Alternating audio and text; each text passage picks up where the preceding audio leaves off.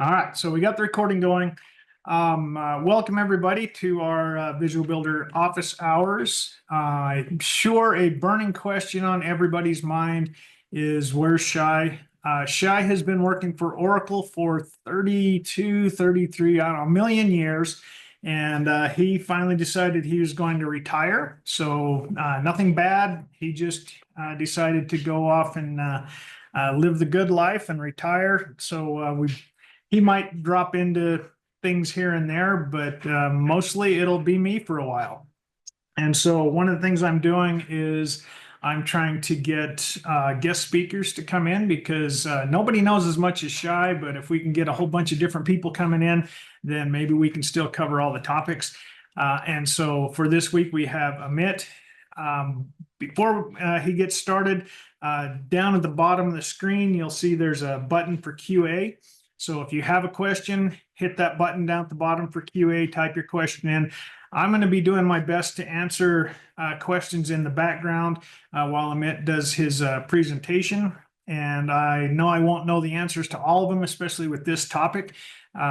So I'll do my best. And then if we get to the end and we have questions that didn't get answered, feel free to either put those in our Cloud Customer Connect forums or on our LinkedIn page. Or heck, you can just send me an email. I'll try my best to get to the emails. I'm really bad with emails. But with all of that said, I think I covered all the topics.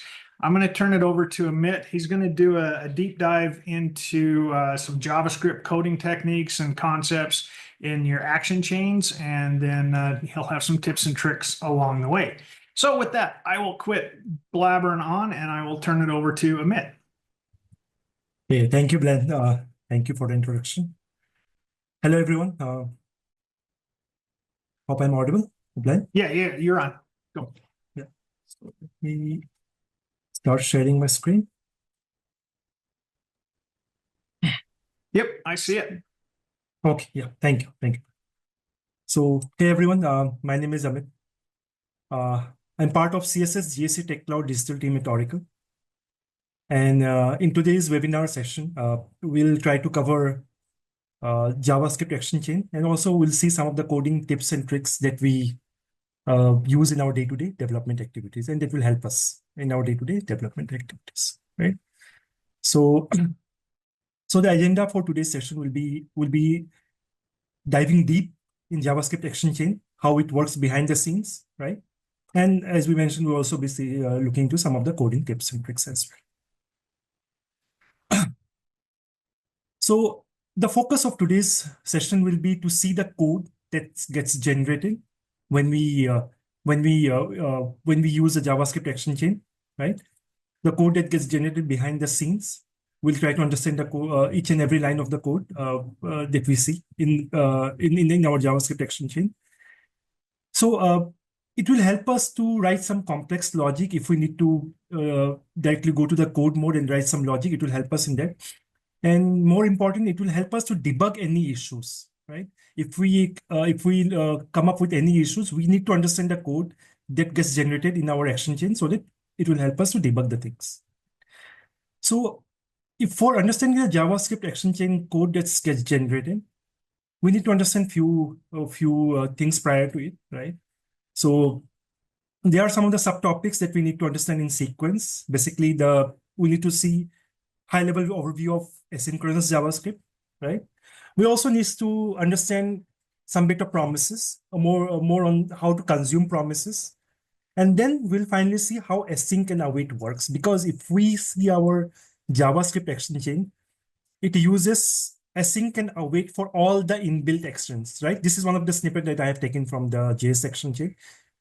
If you can just have a look into it, we see that for each and every action, right, we see the await keyword. And also in the default run method, we see the async, right? So we need to understand how this all works together, right?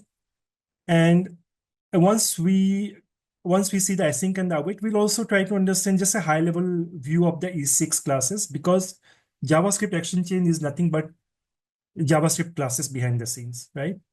And once we understand all these things, then we'll try to see how all of these are related, and it's part of the JavaScript action chain. Okay, so let's start with the first topic, which is the asynchronous JavaScript. Right? Just a side note, there are many things to the asynchronous JavaScript. I'll come to that. Maybe I'll just point it out. But our main focus is to understand the things which will be applicable for us in our Visual Builder JavaScript extension. So I will not cover in detail, but it will help us to understand the concepts. Right? So we all know, right? This JavaScript is a single-threaded programming language, unlike Java, which is like where we can run the multiple threads, right? But still, even though JavaScript is single-threaded, it handles the long-running task. For example, calling some REST API, right? Or it has to load some images in the page, right? So those are time-taking processes. So JavaScript handles those. So we'll see how JavaScript actually handles the long-running task, though JavaScript is a single-threaded programming. So in JavaScript, we have something called as JavaScript runtime environment, right?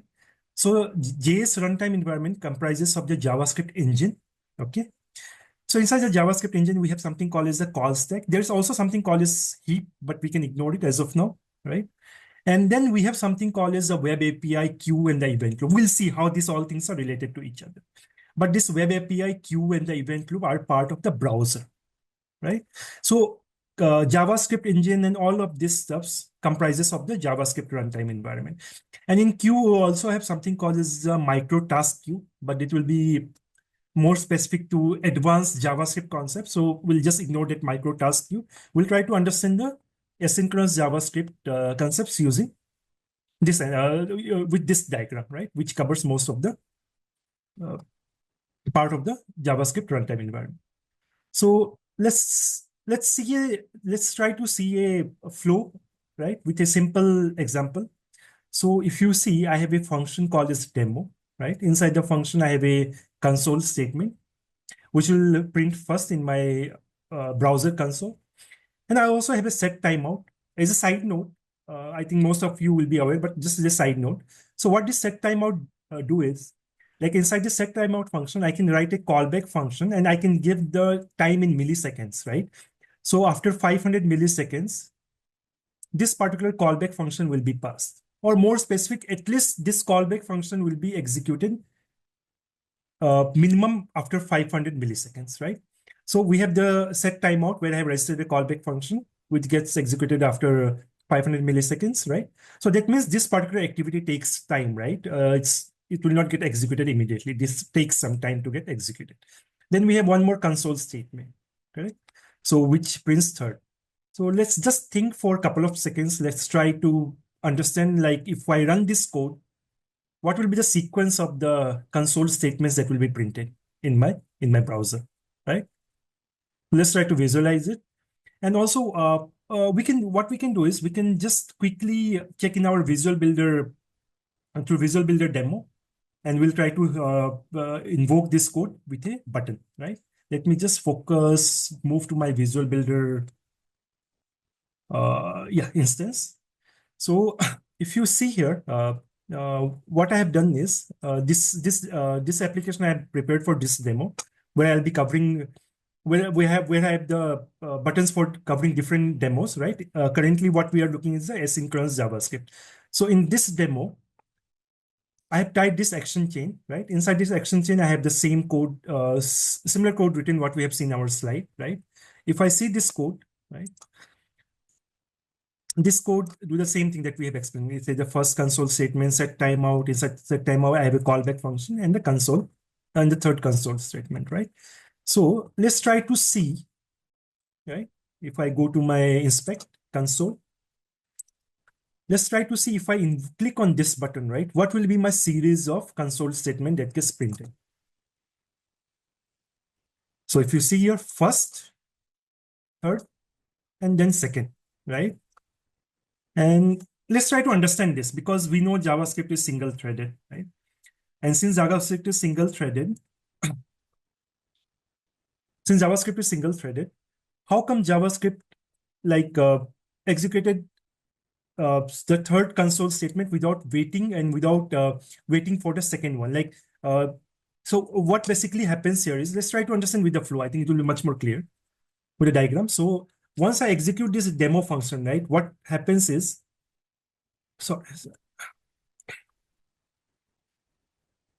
what happens is this demo function will come to my call stack, right? This once I execute this function, it will come to my call stack, and call stack is a place where the functions are executed.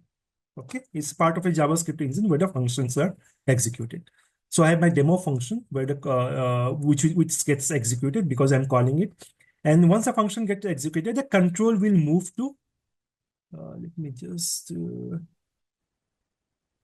Yeah, the control will move to this this line of this line console.log, right? So then this particular line of code will come to my call stack. Okay. And now what happens is this kind of lines of code gets executed. First is printed in my console, and this line of code is moved away, wiped off from the call stack, right? Then console moves to the second, this particular line, set timeout, right? So what happens here is JavaScript sees, okay, this is set timeout, and set timeout is basically part of the web API. Okay, this is a API provided by browser to handle this timeout activity. Okay, so what JavaScript will do is JavaScript is single threaded. I have my thread running this code. JavaScript sees that this is a long running task. Okay, so in this case, what JavaScript will do is it will not wait for this activity to get completed because it takes around 500 milliseconds. What JavaScript will instead do is it will register this second console statement in my web API. Okay. And then control will immediately move to this third console statement. Right. And this will get executed and the third will be printed in our console. So first and third.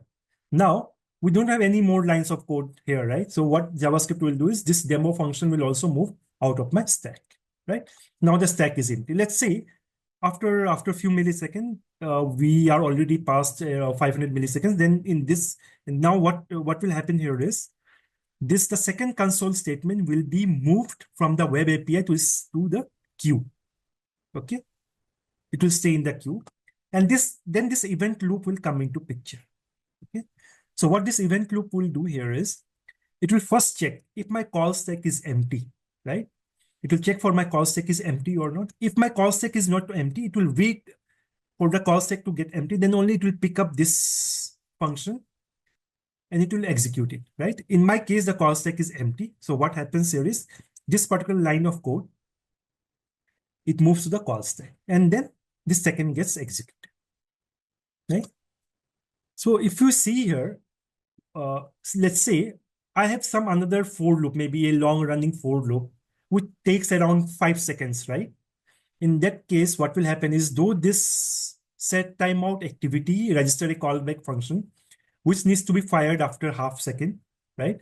But in this case, the call stack will not be empty, right? So in this case, what will happen is this activity will wait for maybe 2 seconds, 3 seconds till my call stack becomes empty. Then only this callback function will get triggered. So it means that set timeouts register a callback function, which gives us the guarantee that at least it will wait for 500 milliseconds. It will not say that it will exactly wait for the 500 milliseconds. This is just a side note, okay, for the set timeout and the asynchronous JavaScript, how it works behind the scenes, right?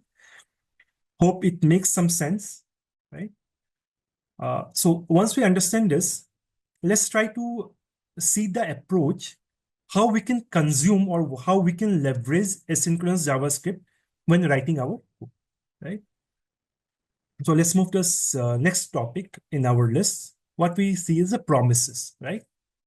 So promise is something introduced in ES6. If we all know that ES6 is something called as ECMAScript 6, which was introduced in 2015.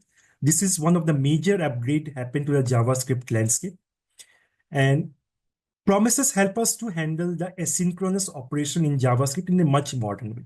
So once we see the demo, we'll see the detail how it helps us, right?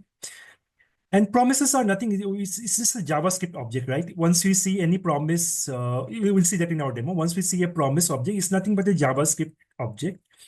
And it acts as a kind of a placeholder. So it will give us a confirmation that something will come to us at a future point of time. Let's say we have, okay, we'll see, better we'll see that in the demo. Okay, but just remember that promise is a kind of a placeholder that will give us the confirmation some value will be available to us in future point of time, right?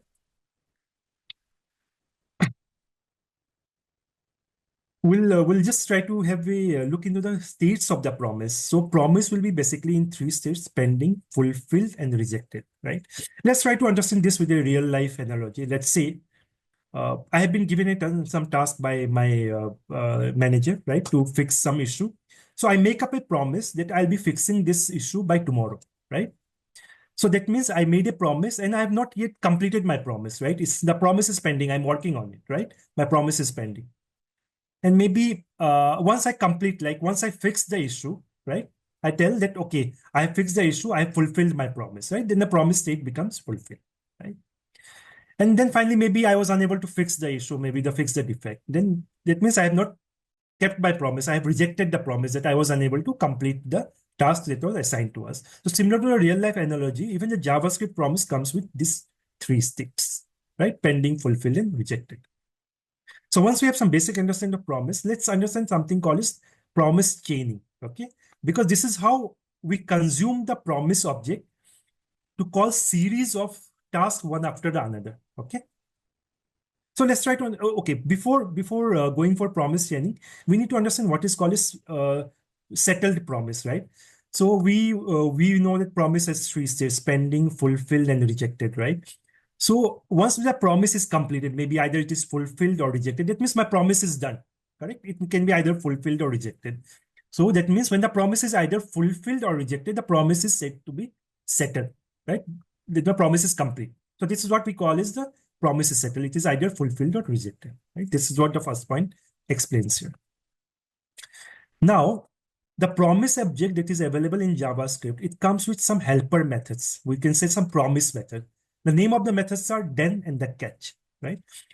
So how these methods are helpful, it basically helps us to execute some series of asynchronous operations in sequence. We'll see in demo how this is used when executing some series of asynchronous operations. Okay. But let's try to understand with the real life analogy that we spoke few moments back. So let's say I made up a promise, right? I'll complete my task in a day, right? So what my manager can do is with my promise, he can further think like once Amit completes the promise, once Amit fixes that defect, he can assign some new defects to me, right? So this is how the then helper method will work out. Once my promise is completed, what is the next sort of action that I need to do? Suppose he can assign some new tasks to me once I have completed my current task, right? So this is how then method can be attached to the existing promise. And there I can write some other line of code to execute after the first promise gets completed, first promise gets fulfilled. Catch will help us to handle the exception when the promise is rejected. Maybe I'm unable to fix my defect, right? In that case, what my manager can do is he can write a logic inside my catch function, and he can assign that defect to someone else, right? So this is how then and catch will help us to execute series of asynchronous operation, right? I just given some real life analogy. We'll try to see with some practical use case as per JavaScript, right? In our demo.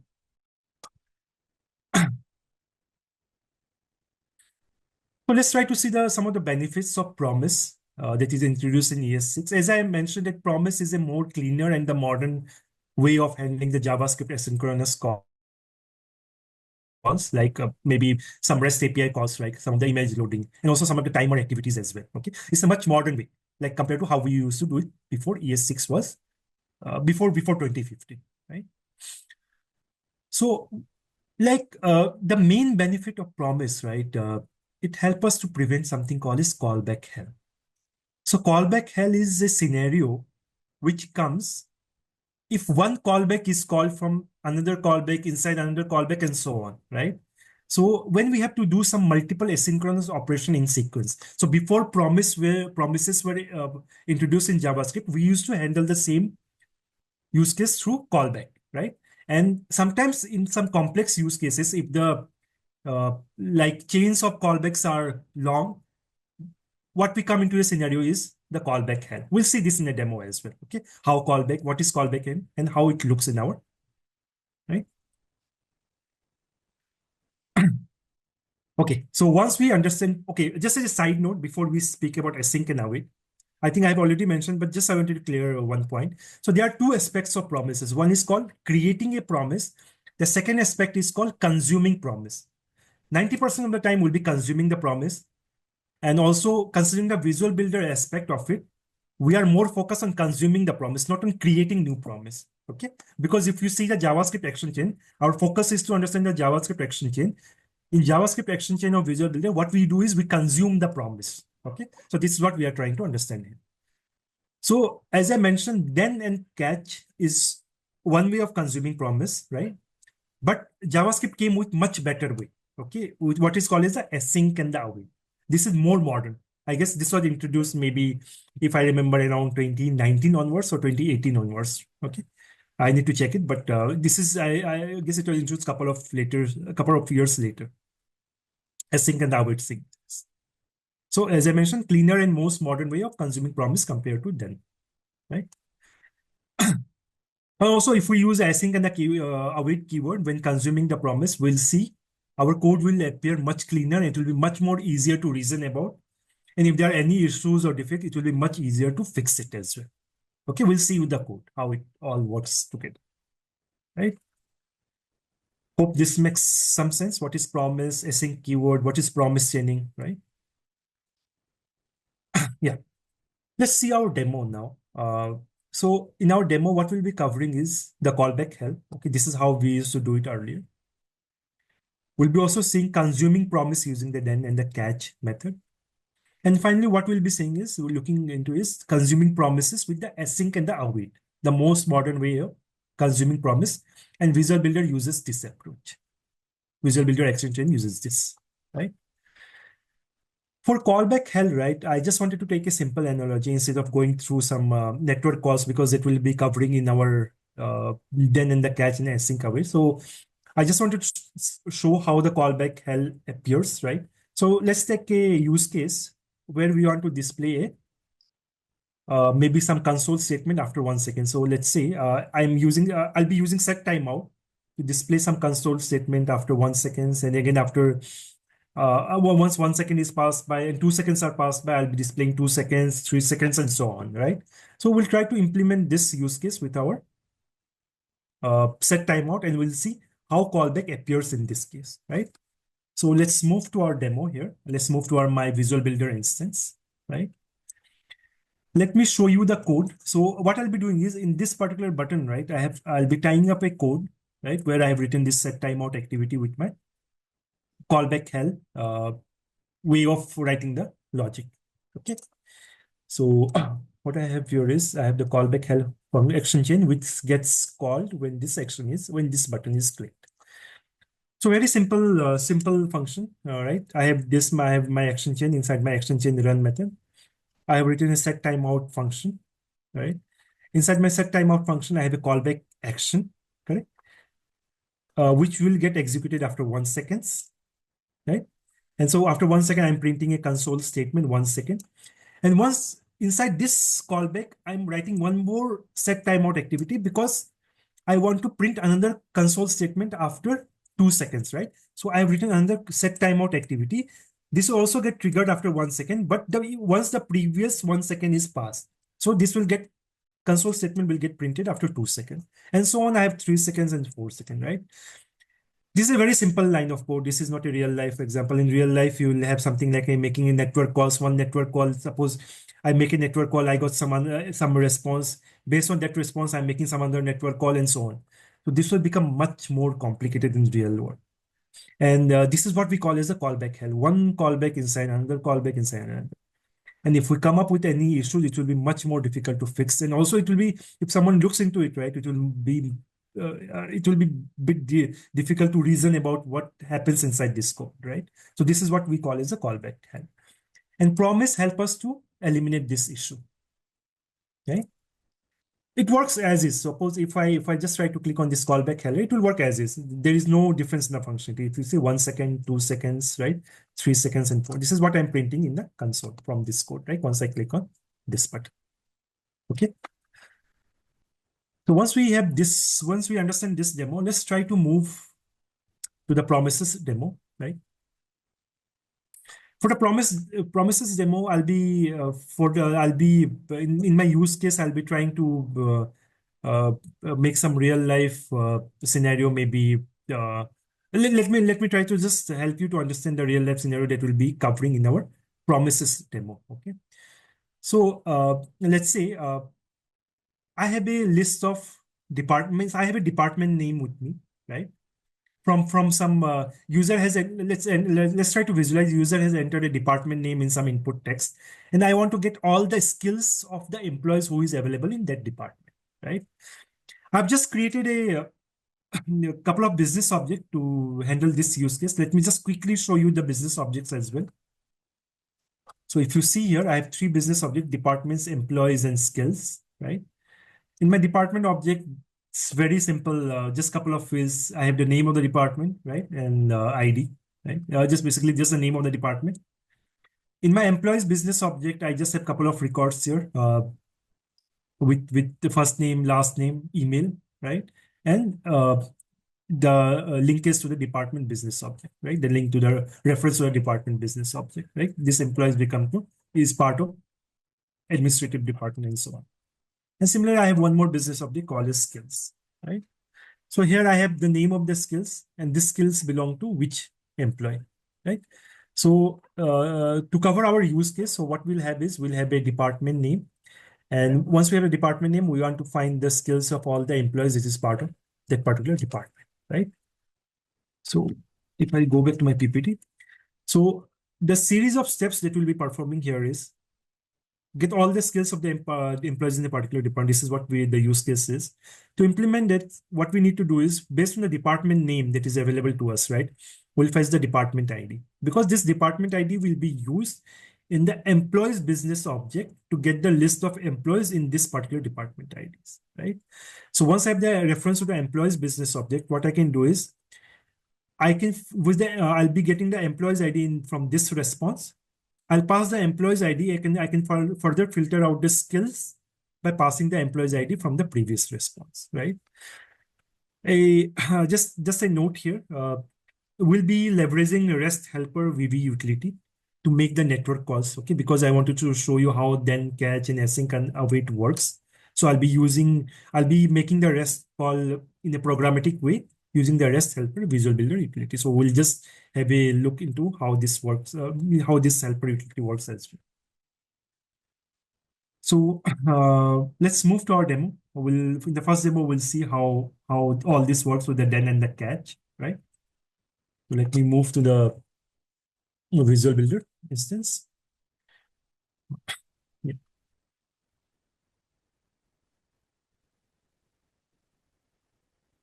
So I have the same. I have a button here with promise, then, and catch. When I invoke on this button, I'll be invoking a JavaScript action chain where I'll be writing the logic to press the details with my promise, then, and catch methods, right?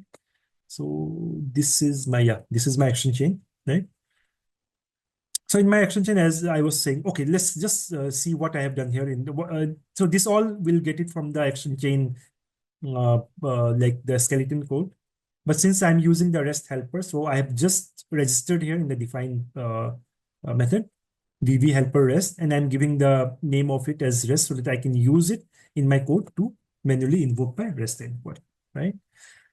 So now let's come to the logic. So what I've done here is, let's say I have a department name that this I might have got from some input text or maybe some API response. So once I have department name in place, what I'm doing here is using this REST helper method, right? Utility function. What we are doing is this REST utility has a get method. I'm using this get method to make a get request to my business object, get all department endpoint, right? I'm passing some parameters to it like the department name to get the list of all the departments with this department name, right? And what I'm doing here is, if you see, I'm using the fetch method. So this fetch is nothing, it's basically a browser API that Visual Builder helper uses to make the network calls, okay?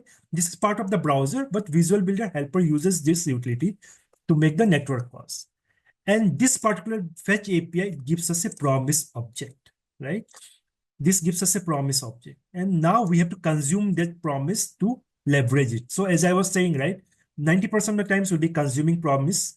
And in JS action chain, like to understand the JS action chain code, what we have to do is we have to understand how the promises are consumed, right? So this fetch gives us a promise.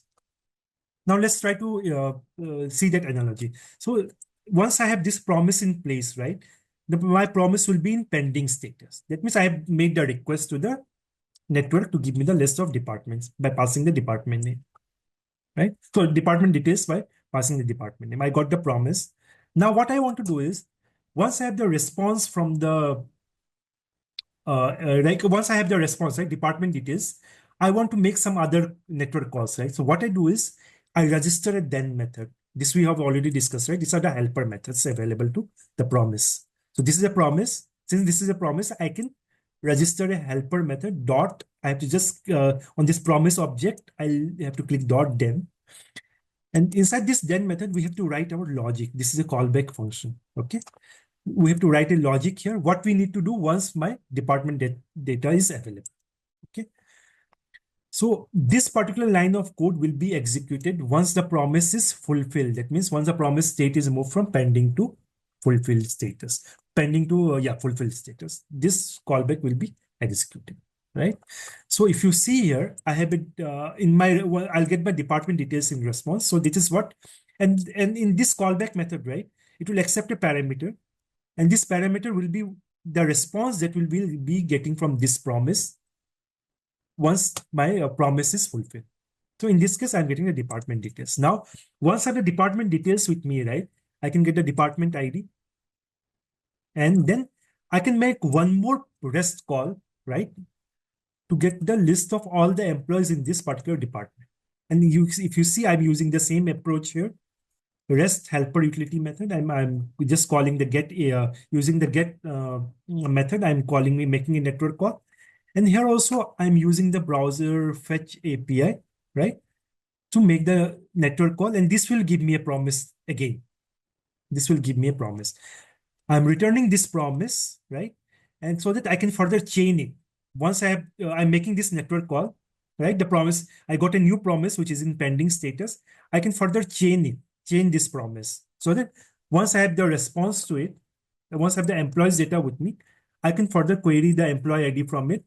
I can pass it to the skills endpoint. So what I'm trying to point out here is, even here we have a callback function, but this is not a nested callback function, right? What we are doing is we are chaining the promise. We are returning a new promise from here, and then we are registering it. So this is not a nested. If you see, this is in a linear way, right? This is not nested, correct? This is not something to the callback hell. In callback hell, what we do is, once we have the response, we make one more network call. So inside this function, we'll have the series of nested callbacks. But with promise, we have avoided this. We have one then.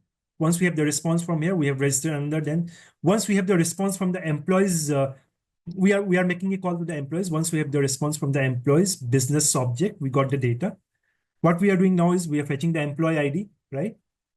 Then what we are doing again is we are making one more network call to the skills by passing the employee ID, right?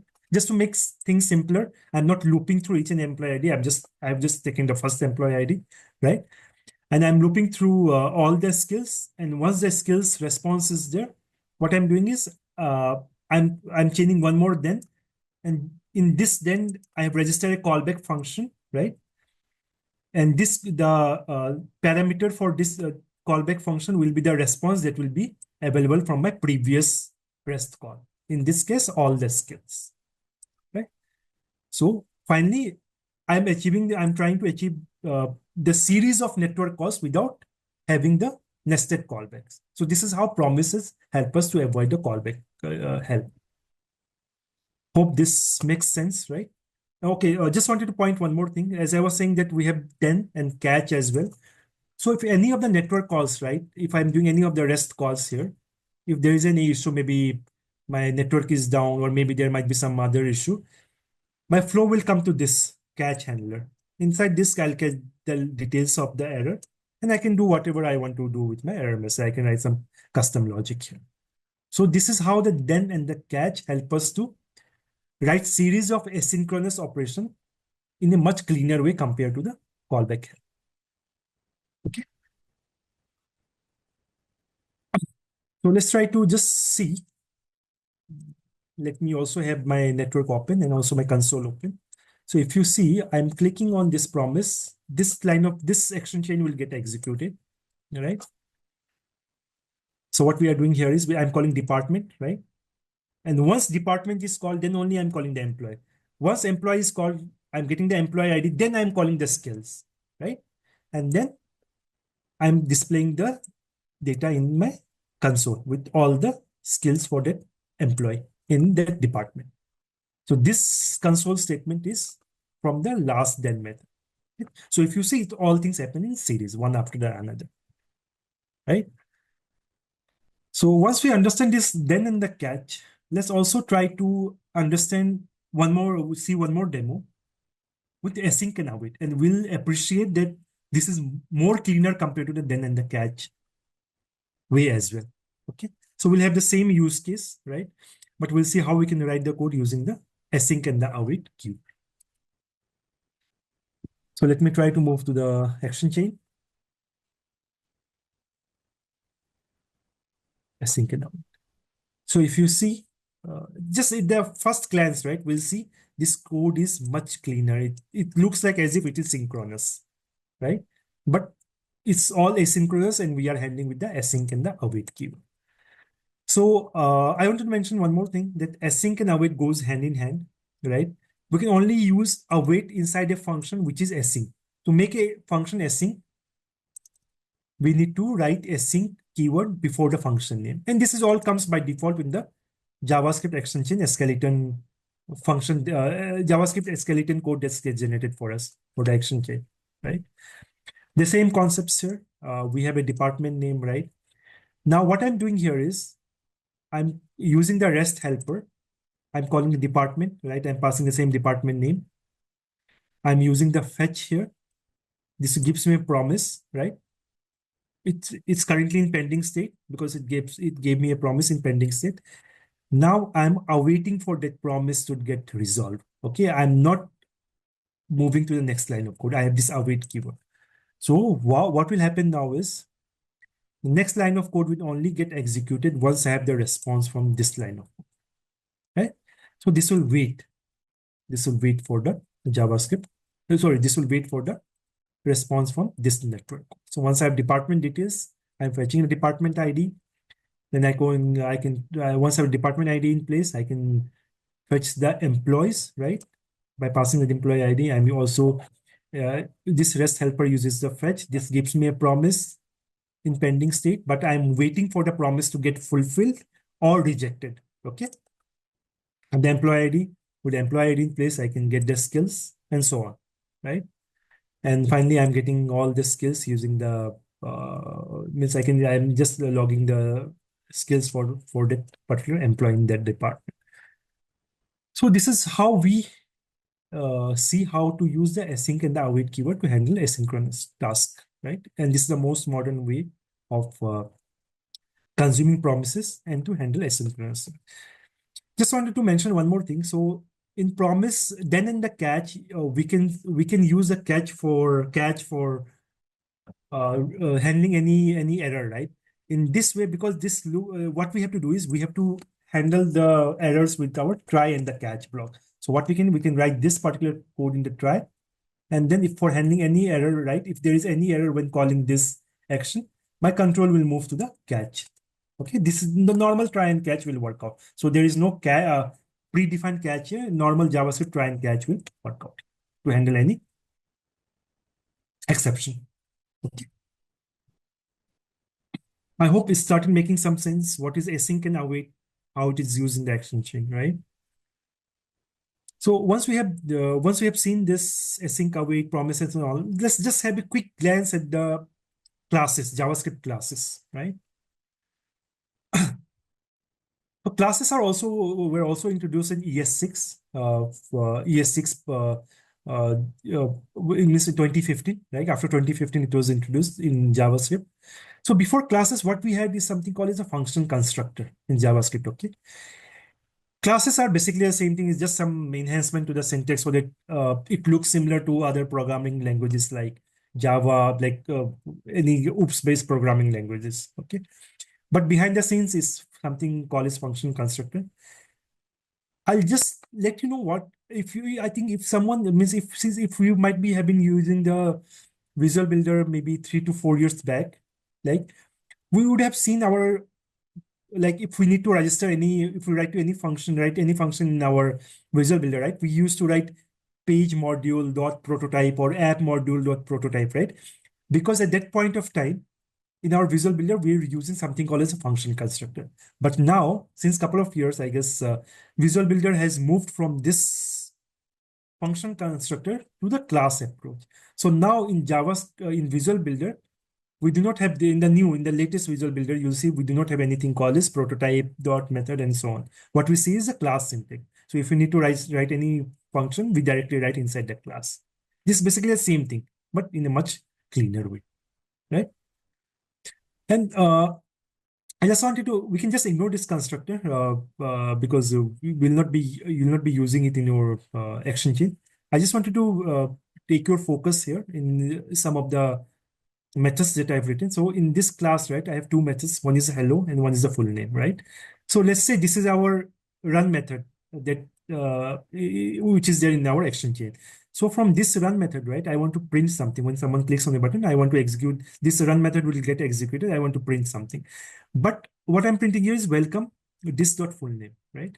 But full name I want to offload to some helper function, right? So what I've done here is I've written a helper function which I can reuse in our we can use from any of the methods in our class. So what I've done is welcome this, and using this keyword is how we access the methods of our class, right? So this approach will be same even in the JavaScript extension and also in the JavaScript page level or the application level code that we write. This approach will be same. If we need to access any function, this is how we have to do. So just wanted to highlight this, right? So once we have seen all these topics, let's finally move to our JavaScript action chain, right? So as I've already mentioned, the JavaScript action chain are nothing but the JS classes, JavaScript classes behind the scenes. Okay, once we if you see the JavaScript code that gets generated, right? Action chain code that gets generated is nothing but the JavaScript classes. How it is helpful is like for debugging, right? Since action chains are written in JavaScript, in pure JavaScript, we can leverage full features of the browser developer tools to debug any to debug our action chain if we come across any issues. Also in our action chain, all these context variables like page, flow, and application are available out of the box.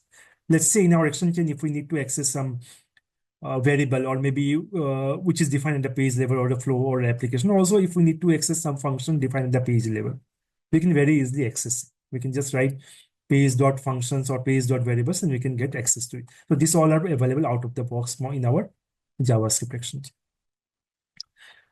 I was also mentioning, right, we can write some custom JavaScript code specific for the action chain inside our action chain itself. Instead of populating the main JavaScript page or application level JavaScript file, we can instead write our action chain inside our, we can write the JavaScript specific code for the action chain inside our action chain itself.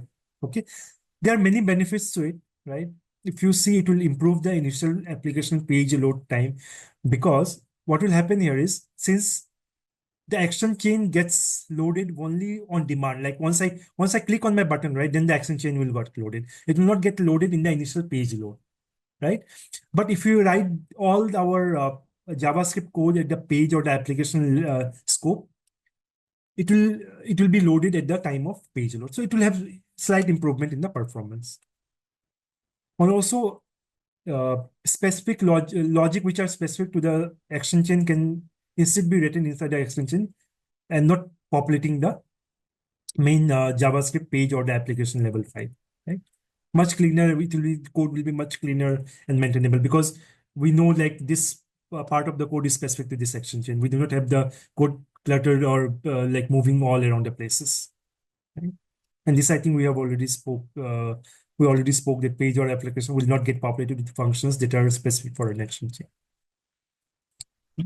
So once let's just have a quick demo in our JavaScript action chain. Let's try to understand the code that gets generated, right? And how it is helpful for us. So for our JavaScript action chain, right, what I have done here is I have a input text. In this input text, I'll be just entering some department name. This is similar approach, but since we are using Java, I just wanted to visualize how the things appears here in our page, right? So I have entered the department name. If I click on fetch skills, it will make the network calls, the series of network calls that we have seen with the with these two examples, and it will display the results in my table. Okay. So let's just see the code that we have written for it. This is the fetch skills that this code gets. This action chain will be called when I click on this button. So let's go to a design view, right? I think since most of us will be using the design view most of us will be using a design view initially. So let's see the design view. So this gives us a quick glimpse of how the flow of code appears, right? So what I'm doing is I'm making a call to a department and then employees and so on, right? And for each employees, I'm calling a skills endpoint to get their skills. And finally, I'm transforming the skills to display in my table, right? So this is how my design view will look. I can just declaratively, I can add some more logic to it. But since our focus is to understand the code that gets generated, let's move to the code view. This is my code view. Okay. So as I was mentioning, right, just wanted to highlight again, the context variables, right? This is available in our JavaScript. So all these context variables are available out of the box in our JavaScript action chain. Okay. Now let's move to the logic. So if you see here, what I'm doing is I'm using this JavaScript action call rest inside my action chain. And this gives us a promise behind the scenes. And since this gives us a promise, we are awaiting for this promise to get the results of the department. I hope you can now relate the things. What is this await? What is this async? Whenever we drag and drop any action, why we see this await keyword, right? Because JavaScript action chain gives us a promise object in pending state, and we await for it to get the response, right? So we get the response from the department. We fetch the department ID, right? Then we make one more network call. We get the details of the employees. We have defined one array here, results, just to so that we can assign this results array to our ADP to display the data in table.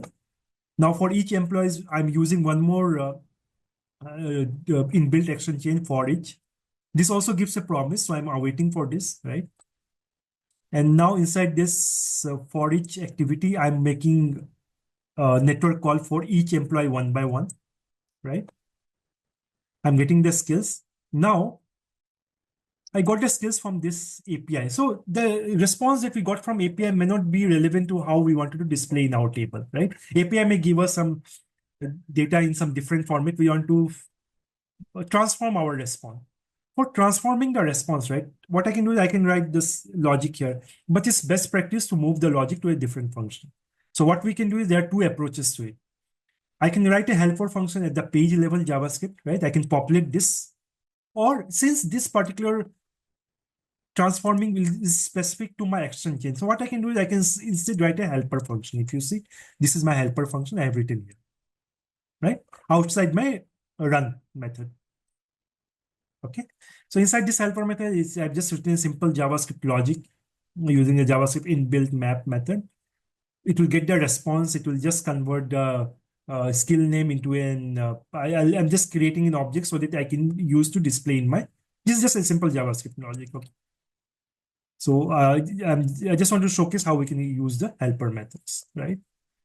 So this helper methods gives me the skill names, right? And which I push it to my array. And then once this for each is done, what I do is I assign this results array to my ADP so that it can display in my table. So this is a logic that we have. Obviously, it can be much more complex depending on the use case, but more or less the concepts are the same. What is async, how all this works behind the scene. Concepts are mostly the same, right? Action chain may increase the length of the action chain may increase depending on the logic, right? But things are mostly the same, the how to use the helper methods, right?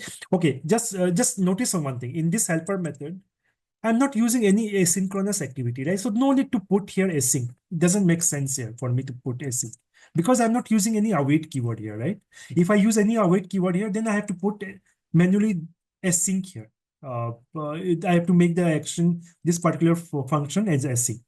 But in this case, I'm not using any await. There are no asynchronous tags, so no need to put any async keyword here, right? Let's try to now run this action chain, okay? So let's also try to inspect. Or maybe let's just try to run it first. If you see I've entered a name as department, IT. I know this is the correct department. I'll click on this button. Okay. So what I see here is I got the response, but data is not getting displayed. So it gives me a couple of records. That means I got the response. It gives me 3 records, right? So I got the response. I know this is a correct department, but somehow the data is not getting displayed here. That means there is some issue with my logic, right? Now, maybe what we can do is let's start by debugging, like where the things might be breaking here, okay? So in this way, what we can do is we can just right click, inspect. There may be something wrong in our action chain, right? That is breaking the steps. So what I can do is I can go to the sources. If you go to the sources, right, you can see the exact code that we just had to walk through, not this code mode, whatever the code that is written here, right? The same code will be available in my browser console. So if you see, I can go to IC Builder. I can go to my, wherever which action chain I want to debug. I can go to flaws, right? I can go to pages. I can go to the chains. And this is a particular action chain which I wanted to debug here, right? If you see, this is the same code that is available here. So that is the reason for debugging the action chain. We need to understand the actual code that gets generated. Otherwise, we won't be able to debug it. It will be very difficult for us to debug it, right? So in this case, what we see here is the skills are getting generated. Okay, I'm getting some response. Even if I see the network API, right? If I click on fetch skills, I'm getting the data, right? I'm getting the response. For each employee, I'm calling. So basically, there are 2 employees, right? I'm calling count is 2. For each employee, I'm calling skills. So there are 2 skills calls. I'm getting all the response, but somehow the data is not getting displayed in the table.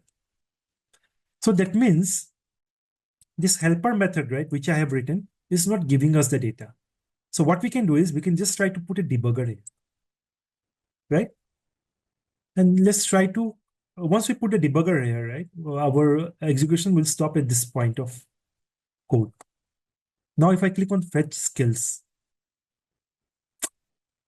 our code stopped here. So let's just move to that means that means nothing broke inside our debugger. Sorry, inside our helper function. So let's move to the next line of code. Okay, just 1 second. I think just a second. Let us try to click it again. Okay, yeah. So let's just try to see what is getting pulled. What is the value that we got returned in our skill names variable, right? So I got the data, but it is basically coming as undefined. So that means this is the reason I'm not getting any data. So, but there are records. So that's the reason it's giving me table is getting populated, but without any data because the value that is I'm getting as a response from my helper function is undefined. That means something is wrong at the helper function, right? So let's see in our helper function what we have done here. So in our helper function, what I'm doing is whatever the response that I'm getting, right? I'm just looping through each response. And in my table, I have defined this. I have defined a column with the name as name. So whatever the response from the response, the skill name that I'm getting, I'm mapping it to this name column so that it can appear in my table. Just very simple JavaScript logic here. So let's just try to check it again. I click on this. The code stopped here, right? So this particular object, if you see, it gave me the response is undefined, right? That means something is wrong here, right? Because this line of code gave me the result as undefined. So what I can do is, if you see even at the right side, right, we'll have all the details here. So currently we are looping through the first record. So what I can do is, maybe since this el.skill name is giving me undefined, that means the skill name value is not coming properly. So let me just try to see what is the value of the skill name from the response. And what I can see here is, from the response, is not the skill name, it's basically the name. So this is the mistake that I did. Instead of skill name, it should be name, right? So I can very easily find out where is the issue. This is a simple thing, but even in case of complex logic, I can very easily find out where is my code breaking or where is my logic breaking. I got the issue. What I can do now is I can just go to my code, and the actual property is basically the name here, right? That I wanted to use. Now, if I run my page again, hopefully things should start working now. Let's keep the same department, right? Department name. Let's wait for, yeah, if you see, now I got the details of the skills for this department node and the visual builder. Okay. So this is how, if we know the code behind the scene, it will help us to debug the issue, right?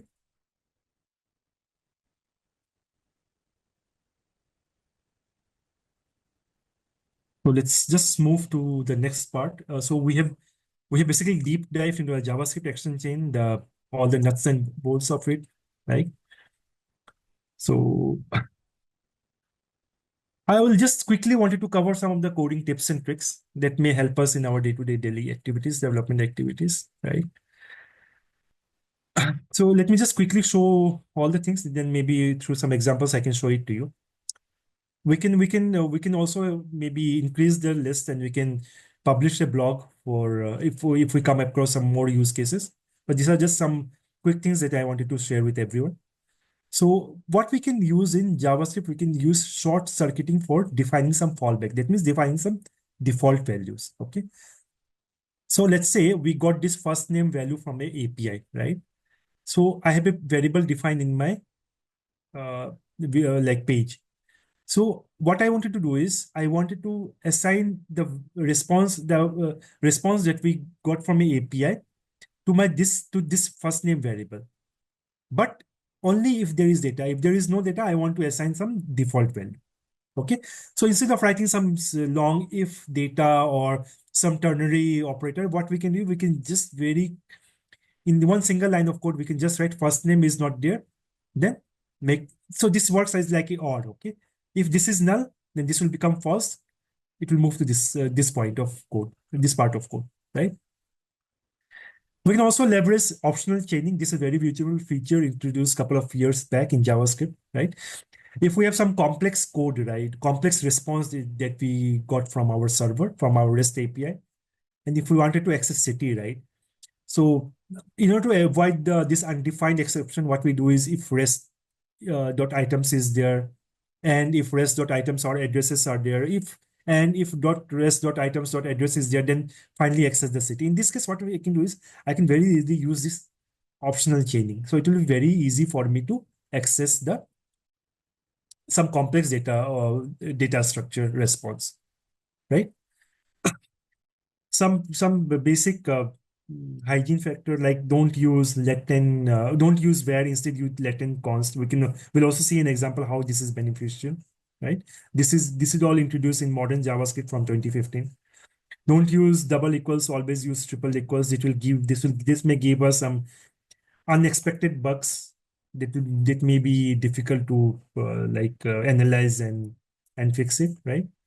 And also we'll see what is this truth and the falsity check. Okay. Let me just try to show in code. I've just written the code here just to show it to you, right? I'm not going to execute this, or maybe I'll just try to execute it as well. So the first point that we are discussing is short circuiting. So as I was saying, sometimes what I see is many of us try to, let's say, I need to assign value to this variable if there is data in this sales order variable. So what I do, some of the approaches are that I came across this. we can write a if condition. If sales order number is there, then assign the value. If it is not there, then define this default value, right? Or also we can and also there is some second approach is using the ternary operator. This is much cleaner compared to this one. Assign the value to our order number if sales order number is there and so on, like, right? But compared to both of this is much cleaner. This is much short and much cleaner. Okay, so instead we can avoid this kind of code, and we can instead take benefit of this short circuiting, what we call as a short circuit. Optional chaining, I think we have already discussed in our PPT, like how to access the optional chaining in some complex data structure. What I wanted to just speak a minute about this const and the let keyword, right? So in from ES6 onwards, what we have, what JavaScript has introduced is const and let keyword. There are some differences to the const and let as well. Like you can read some JavaScript like blogs about it, but just wanted to highlight like the basic difference between the const, let, and the where keyword is where is function scope, but const and let are block scope. So what we see here is if we write, let's say, I have a if statement here, right? It's a block, correct? So inside this if block, I have written I've defined a variable let a equals to 10. I'm doing console log here. I cannot do console log outside this if block because this scope is only till inside this block. But if I write a where, right, instead of let, if I write a where, then what will happen is I can access this console log anywhere inside my function because where scope is much higher. And this may give us some unexpected bug, like suppose in case of for loop or any kind of loop, right? If I want to use the same, what happens here is if my outside my block, right? If I try to declare the same variable, right? I can very easily do it because this particular variable scope is just here. But if it is where, right? And if I try to access it again, this particular code, this particular variable will be overwritten. So basically, we should not be ever using, we should always use let and the const. We should never be using the where keyword. The bottom line is this, okay? Let me just try to, yeah. Okay, one more thing. We should never use double equals for comparing any variables. We should always use triple equals. Okay, let's just see an example here. Let's say we have two values, const a equals to 2, const b equals to 2, or maybe const a equals to 0, const b equals to 0, right? If I try to compare a and b here, right, in this case, with double equals and with triple equals, let's see what is the response that we'll be getting here. Okay, this particular code I have tied to the the VB enter event of the web. So web app. So it will be triggered once I load my once I load my page. Sorry, once I load my application.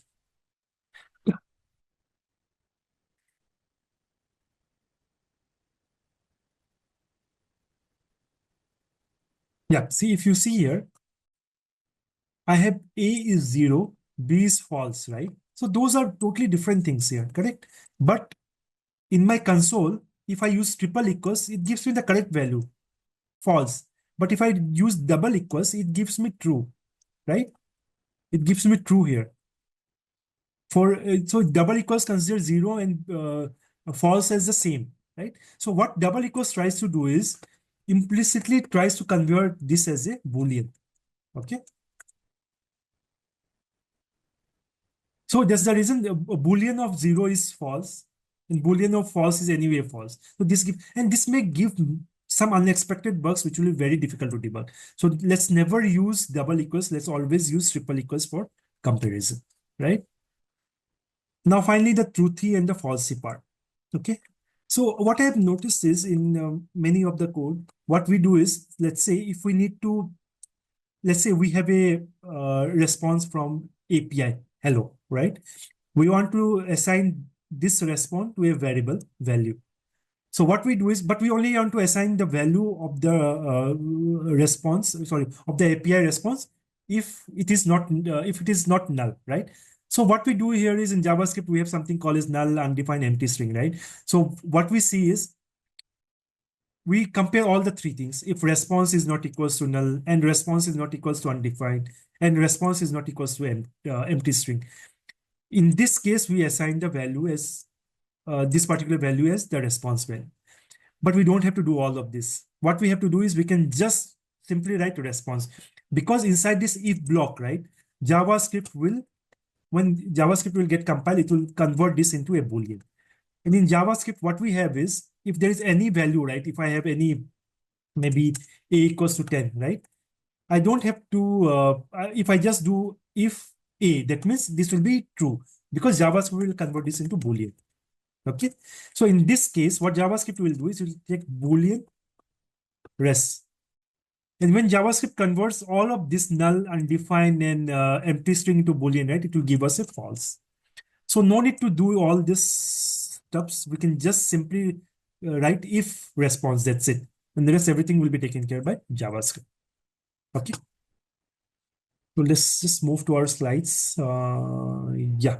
So this is what I call this truthy and the falsy check. Okay. This we have already covered the demo of the coding tips and tricks. Yeah, that's it from my end. This is what I wanted to cover today. Guess if I hit the unmute button, I can talk better.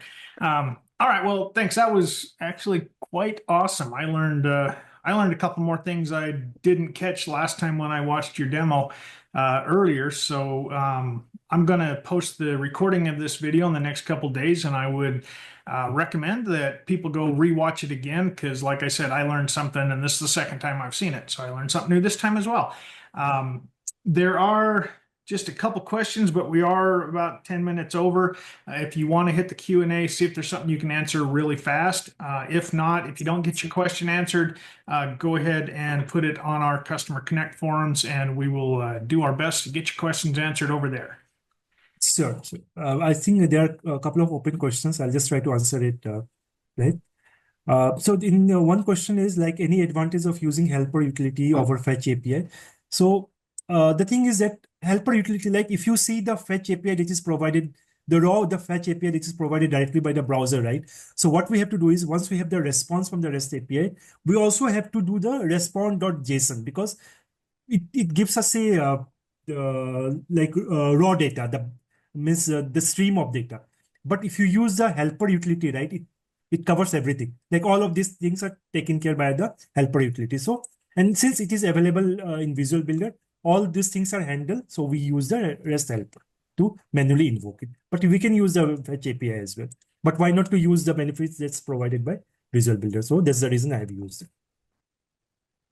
How do you get all employees? Okay, there's one more question. Like, how do we get all employees in loop if multiple employees are assigned to one department? So I can use the for, if I have to write using JavaScript, I can use the for each. But in the demo, what I have done is I've used the utility, the JavaScript action for each method for handling this. So if you see the demo in the JavaScript action demo, right? What I've done is I've used the for each action for looping through each employee, and then for each employee, I'm making the skill calls, right? Yeah. So we should be using, like when using any third-party JS libraries, right? We should be cautioned, because we should see if there are any security risk, or we should basically get the security check before using any third-party JavaScript libraries. Yeah, that's. All right. I think that's all the questions we have up there. I appreciate you coming on and giving this presentation. It is an awesome presentation, and I will be watching the video again myself. So any questions that come up after this, feel free to post them on our forums, post them on our LinkedIn. We got lots of channels out there to get your questions answered. And thanks everybody for spending your time with us today, and we'll hopefully see you next month. Thank you. Thank you, everyone. Thank you, Brad.